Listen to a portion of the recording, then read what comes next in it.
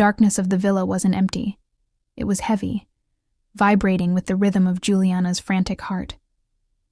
As the fire died to a low, rhythmic pulse of amber, the sliding door didn't just open. It vanished into the frame. Kay Graves stepped in, the scent of ozone and expensive cologne clashing with the metallic tang of the ice axe. He wasn't just a stalker, he was a presence that commanded the very air she breathed.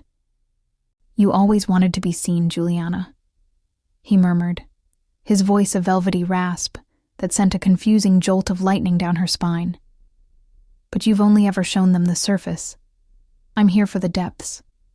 He didn't move toward her with violence. He moved with a terrifying, predatory grace. He dropped the axe, the heavy thud echoing like a final gavel. His hands, calloused and massive, reached out, not to strike, but to cup her face with a gentleness that was more frightening than a blow. His eyes, pale, crystalline blue, seemed to glow in the dim light, reflecting a man who had transcended normal morality. "The blue room is waiting," he whispered, his thumb grazing her lower lip. "A place where the world can't find you, but where you will finally find yourself." He led her not by force, but by a magnetic pull she couldn't resist. Behind the fireplace, a seam in the stonework parted.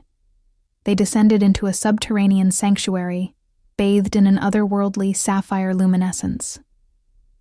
This was the Blue Room, a high-tech, soundproofed theater of obsessions. The walls were lined with screens displaying every moment of Julianna's life he had captured. Her sleeping, her laughing, her moments of total isolation. In the center stood a velvet chair, surrounded by cameras that looked like peering eyes.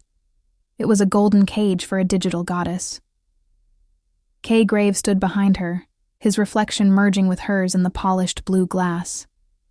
"Outside, you're a brand. In here, you're a masterpiece," he said, leaning down so his breath fanned her neck.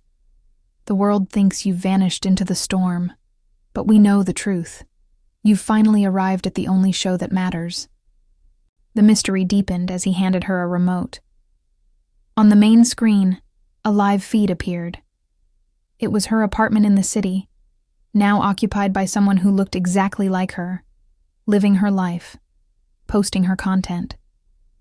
He hadn't just taken her, he had replaced her. "Now," he smiled, a dark, striking expression that promised a beautiful nightmare. "Shall we start the first act?" The cliffhanger. If you discovered someone had taken over your entire life while you were trapped in paradise, would you try to escape, or would you stay to see how the story ends?